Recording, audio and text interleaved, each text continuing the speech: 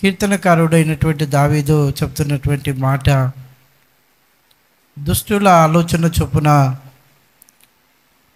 నడువక, పాపుల మార్గమున నిలవక, అపహాసకులు కూర్చుండి చోట కూర్చుండక, యెహోవా ధర్మశాస్త్రములు ధ్యానించేవాడు ధన్యుడు. కింద కూడా 6వ వాక్యంలో ఒక మాట చక్కగా రాయబడింది చూడండి. నీతిమంతుల మార్గము యెహోవాకు తెలియను, దుష్టుల మార్గము నాశనమునకు నడిపించును. ఇక్కడ 2 మాటలు మనం జ్ఞాపకం చేసుకుందాం. ఒకటి దుష్టుల యొక్క మార్గము, ఒకటి నీతిమంతుల యొక్క మార్గం. దుష్టులు ఎవరంటే చెడిపి వేసేవారు. దుష్టులు ఎవరంటే హృదయాంతరంగంలో వాక్యం లేనటువంటి వారు. ఒకవేళ వాక్యం ఉన్నా దాన్ని వినియోగించుకోనటువంటి వారు. వాక్యం ఉంటుంది కానీ వాక్యానుసారంగా నడవడానికి తన శరీరాన్ని దానికి అలవర్చక, దానికి ఒప్పుకొనక వారిష్టానుసారంగా నడుస్తున్నటువంటి వారు దుష్టులనే చెప్పాలి. దేవుని వాక్యానుసారముగా వారి శరీరాన్ని నలగగొట్టుకోకపోతే వారు దుష్టులు లెక్కలో ఉన్నట్లుగానే దేవుని లేఖనాలు మనకు తేటగా తెలియపరుస్తూ ఉన్నాయి. దేవునికి స్తోత్రం కలుగును గాక. అందుకనే లేఖనాలు చెప్తుంది, దుష్టుల ఆలోచన చొప్పున మీరు నడుచుకొనకండి. మీరు అంటే ఎవరంటే దేవుని ధర్మశాస్త్రాన్ని చదువుచున్నవారు, దేవుని వాక్యాన్ని చదువుతున్నటువంటి వారు, దేవుని వాక్యానుసారంగా నడుచుకుంటున్నటువంటి వారు. ఈ దుష్ట మనసు, దుష్ట సావాసము, దుష్టుల యొక్క ఆ స్నేహము విడిచిపెట్టాలి. వారు క్రైస్తవులు కావచ్చు, వారు అన్యులు కావచ్చు, వారు ఎవరైనా కావచ్చు. ఈవెన్ నీకు మంచి స్నేహం చేయగలిగినటువంటి సావాసం కలిగిన వారైనా కావచ్చు. ఒకవేళ దేవునికి వాక్యానుసారంగా, ఆత్మానుసారంగా వారి మనసు, వారి ఆలోచన లేకపోతే వారిని ఎంతటి వారైనా కాస్త పక్కకు పెడితే నీకు క్షేమమేమో అని నా ఆలోచన. దేవునికి స్తోత్రం కలుగును గాక. హల్లెలూయా. కింద ఒక చక్కని మాట ఉంది చూడండి, 6వ వాక్యంలో, నీతిమంతుల మార్గము యెహోవాకు తెలుసు. నీతిమంతులు ఎలాగుంటారంటే దేవుని వాక్యానుసారంగా, దేవుని మాట ప్రకారంగా, దేవుని క్రియ ప్రకారంగా, దేవుని చిత్త ప్రకారంగా నడుచుకునేవారు నీతిమంతులు. దేవునికి స్తోత్రం కలుగును గాక. మరి ఈ నీతిమంతులు ఎవరైనా ఉన్నారా అని పరిశుద్ధ గ్రంథంలో ఒకసారి మనం ఆలోచన చేస్తే అక్కడ ఆదికాండంలోనే ఒక ఆయన మనకు కనిపిస్తాడు కదండి. ఆదికాండంలోనే ఒక ఆయన కనిపిస్తాడు. ఎవరైనంటే మన పితరుడు, మన తండ్రి అబ్రాం గారు కనిపిస్తారు. ఎలాగైనా నీతిమంతుడయ్యాడు? ఇప్పుడు ఆయన ఒక ప్రదేశంలో ఉన్నాడు. ఆ ప్రాంతం నుండి పరిశుద్ధాత్మ దేవుడు అంటే యేసుక్రీస్తు లేదా దేవుడైన యెహోవా ఒక్క మాట చేత పిలిచాడండి. ఒక్క మాట చేత పిలిస్తే తన వ్యాపారాన్ని వదిలిపెట్టి, తన కుటుంబాన్ని వదిలిపెట్టి, తన తల్లిదండ్రులను వదిలిపెట్టి ఎక్కడికి వెళ్ళమంటాడో తెలియదు, ఏమి చేయమంటాడో తెలియదు, ఏ ప్రాంతానికి ఉండమంటాడో తెలియదు. తెలియకనే ప్రయాణమయ్యి ఆయన పిలిచిన వెంటనే సమస్త సర్వమును, తనకున్నటువంటి యావదాస్తంటిని వదులుకొని ఆయన నేరుగా వచ్చేసాడు. వచ్చేసిన ఆయన దేవుని చిత్త ప్రకారంగా నడుచుకొని దేవుని దృష్టిలో అబ్రహాము నీతిమంతుడుగా ఎంచబడ్డాడు. దేవునికి స్తోత్రం కలుగును గాక. గలతీ పత్రిక 3వ అధ్యాయంలో 6వ వాక్యం అనుకుంటా, అక్కడ అబ్రాహాము గురించి ఒక మాట రాయబడింది. మీకు ఒకవేళ తెలిస్తే ఆ మాట చదవండి. చూడండి, ఒక్క చిన్న మాటతోనే చూడండి, ఆయన ఏమో డబ్బు మోసుకురాలేదు, ధనం మోసుకురాలేదు, ఆస్తిపాస్తులు పంచేయలేదు, ఇంకేదో చేయలేదు. కేవలము ఆయన నమ్ముకుంది అదే దేవుణ్ణి, ఇప్పుడు మనం నమ్ముకుంది కూడా అదే దేవుణ్ణి. హల్లెలూయా. రాయబడిన మాట చూడండి ఒకసారి. అబ్రహాము దేవుని నమ్మెను, అది అతనికి నీతిగా ఎంచబడెను. కాబట్టి విశ్వాస సంబంధులే అబ్రాము కుమారులని మీరు తెలుసుకొనండి. ఇప్పుడు అబ్రాము ఎవరిని నమ్మాడు?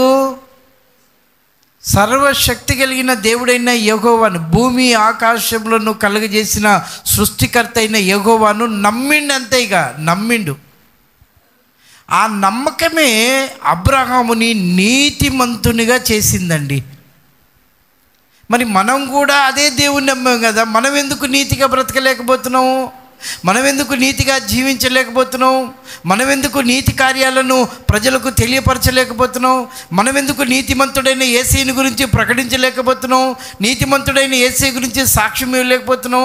నీతిమంతుడైన యేసయ్యని గురించి ఎందుకు యథార్థంగా మనుషులకు, మన తోటి వారికి, స్నేహితులకు, మన పక్కింటి వారికి, మన తల్లిదండ్రులకు, మన తోబుట్టు వారికి, లేకపోతే మన కలిగినటువంటి వారికి, మనతో సావాసం చేయగలిగిన వారికి, మన ఇంటి పక్కల వారికి, మన పొరుగు వారికి, మనతో కలిసి రోజు ప్రయాణంలో ఉంటున్న వారికి ఎందుకు చెప్పలేకపోతున్నాము?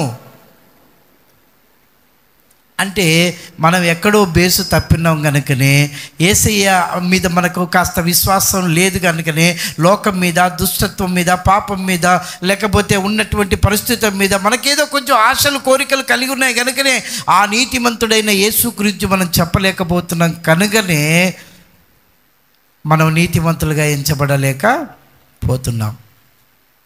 ఇక్కడ అంటున్నాడు, నీతిమంతుల మార్గం ఎవరికి తెలుసటండి? ఎవరికి తెలుసట?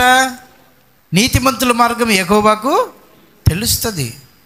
నీతిమంతుడు ఎక్కడ వెళ్తున్నాడో దేవునికి తెలుసు. తన దూతల్ని పంపిస్తాడు, దూతలకు చెప్తాడు, అయ్యా ఇదిగో నా కుమారుడైన అబ్రాహాం వెళ్తున్నాడు వెళ్ళు, నా కుమారుడైన మోషే వెళ్తున్నాడు వెళ్ళు, నా కుమారుడైన యోసేపు వెళ్తున్నాడు వెళ్ళు, నా కుమారుడైనటువంటి ఆనోకు వెళ్తున్నాడు వెళ్ళు, నా కుమారుడైనటువంటి ఇక దావీదు వెళ్తున్నాడు వెళ్ళని. ఇలాగా దేవుడు ప్రతి ఒక్క నీతిమంతుడిగా ఉన్నటువంటి వారిని గురించి ముందుగానే తన దూతలకు దేవుడు ఆజ్ఞాపిస్తే, ఒక్క దూత ఒక మనిషి మట్టేస్తే నువ్వు వెళ్తున్న నీ ప్రయాణంలో నీ కంటికి కనిపించకపోవచ్చు, కానీ నీ వెనకంగా దేవుడు దూతల సమూహాన్ని పంపిస్తాడు, సైన్యాన్ని పంపిస్తాడు. ఎన్నడూ నువ్వు ఒంటరిగా వెళ్ళడం కానీ, ఒంటరిగా ఉండడు కానీ, ఉద్యోగంలో కానీ, వ్యాపారంలో కానీ, కూలి పనులు కానీ, ఎక్కడికి వెళ్ళినా నువ్వు ఒంటరిని ఎప్పుడూ అనుకోవద్దండి. ఎందుకంటే నీవు ఈ నీతిమంతుడైన దేవునితో సావాసం చేస్తున్నావు కనుక, నీతిమంతుడైన దేవునితో నువ్వు కలిగి బ్రతుకుతున్నావు కనుక, నీతిమంతుడైన దేవుని యొక్క మార్గంలో నువ్వు నడుస్తున్నావు కనుక, నీతిమంతుడైన దేవుని నువ్వు ధరించుకున్నావు కనుక, నీతిమంతుడైన దేవుడు తన పిల్లల్ని విడిచిపెట్టకుండా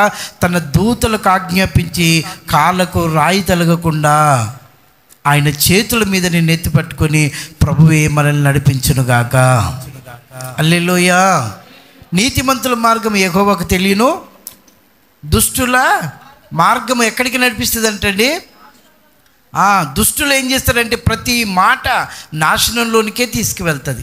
వాళ్ళు చెప్పే ఆలోచనలు అట్లాగే ఉంటాయి, వాళ్ళ మనస్సు అట్లాగే ఉంటుంది, వాళ్ళ తలంపు అట్లాగే ఉంటుంది, వాళ్ళ ఊహలు అట్లా ఉంటాయి. ప్రతిదీ ఏది చేసినా అది దేవునికి యోగ్యమైనదిగా ఉండదు, అది నాశనానికే దారితీస్తుంది. ఎక్కడికి వెళ్తుందట? దుష్టుని ఆలోచన ఏం చేస్తుందట? ఎప్పుడు ఒకరిని చెడపాలి, ఎప్పుడు ఒకరిని నాశనం చేయాలి, ఎప్పుడు ఒకరికి ఏదో ఒకటి తలపెట్టాలి. ఇదే అని పని. ఇంకా వాడు సంతోషంగా ఉండనీయడు, ఇంకొన్ని సంతోషంగా ఉండడానికి వాని మనసున పట్టదు. హల్లెలూయా. అంటే దేవుని కన్నా ఎక్కువగా ఏదైతే మనం మన తలంపు మన మనసుకు వచ్చిందిగా ఆలోచిస్తామో అది దుష్టుని నుండి మనకు కలుగుతుందని మనం గ్రహించాలి బిడ్డలారా. హల్లెలూయా. మరి నీతిమంతుల మార్గము దేవునికి తెలియదా? యోసేపు నీతిమంతుడా కాదా? ఆయన జైల్లో పడ్డాడు, దేవుడు విడిపించలేదా? ఒక రాజు గృహంలో ఉండి రాణి దగ్గర శోధింపబడ్డాడు, దేవుడు విడిపించలేదా? తిరిగి ఐగుప్తు దేశానికి ఆయనని ఒక రాజుగా నిలబెట్టింది. ప్రభుకు స్తోత్రం కలుగును గాక. హల్లెలూయా.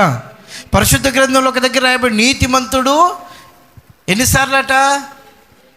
ఒకటి కాదు, రెండు కాదు, 7 మార్లు పడినా అతడు నీతిగా బ్రతుకుతున్నాడు కనుక, నీతిని ఆధారం చేసుకున్నాడు కనుక, నీతిని అనుసరిస్తున్నాడు కనుక, నీతిమంతుడైన యెహోవాతో సావాసం కలిగి ఉన్నాడు కనుక, అతడు ఒకవేళ తనకున్న పరిస్థితులను బట్టి, తనకున్న కుటుంబ సమస్యలను బట్టి, తనకున్న శరీర బలంతో బట్టి ఒకవేళ పడిపోయినా పరిశుద్ధాత్మ దేవుడు తిరిగి మరలా ఏం చేస్తాడు? అతన్ని లేపి నిలబెడతాడు. దావీదు దేవుని దృష్టిలో నీతిమంతుడా, భ్రష్టుడా, పాప్యా? నీతిమంతుడే కదండి. ఒక్కసారి తన పరిస్థితులను బట్టి ఎక్కడో కొంచెం కాలు జారి పడిపోయాడు, కానీ దేవుడిని సన్నిధిలో మరలా తన తప్పును ఒప్పుకొని పశ్చాత్తాపడి ప్రభువా నన్ను క్షమించయ్యా, ఇక నేను ఇది చేయలేనయ్యా, నా నుంచి కాదయ్యా, నీ కృప నుండి నేను దూరం ఉండి ఏమి సాధించలేనయ్యా అని ఎప్పుడైతే ఆయన మనపూర్వకంగా హృదయపూర్వకంగా దేవుని పాదాల దగ్గర పశ్చాత్తాపడి తన పాపంను ఒప్పుకొని వదిలిపెట్టేశాడో, తిరిగి దేవుని దృష్టిలో అతడు నీతిమంతుడుగా కావడమే కాదు, దేవుడు అంటాడు అతడు నా హృదయానుసారుడు అని. చప్పట్లు కొట్టి ప్రభువును మహిమపరుద్దాం. హల్లెలూయా, హల్లెలూయా. దావీదు ఎలాగైపోయాడు ఇప్పుడు దేవుని దృష్టిలో? నీతిమంతుడే కాదు, పరిశుద్ధుడే కాదు, తన హృదయము ఎలాగ ఉందో ఆ హృదయానుసారంగా నడుచుకునేటువంటి మంచి దైవభక్తి కలిగినటువంటి యాజకుడిగా, రాజుగా, దేవుని దాసుడిగా ఆయన సిద్ధపరచబడ్డాడు. మన మనుషులమండి, మన మనుషులం పాపంలోనే పుట్టినాం. కానీ పాపంలో పుట్టినవాడు పాపంలో అలాగనే బ్రతకమని కాదు ప్రభు చెప్పింది. మొదటి ఆదాము అవ్వ చేసిన పాపంలో రెండవ ఆదామైనటువంటి యేసుక్రీస్తు తన సిలువలో రక్తమును కాల్చి రక్తం అంతా మన కొరకు ఒలికించి ఆ రక్తంలో మనల్ని కడిగి శుద్ధులుగా చేశాడండి.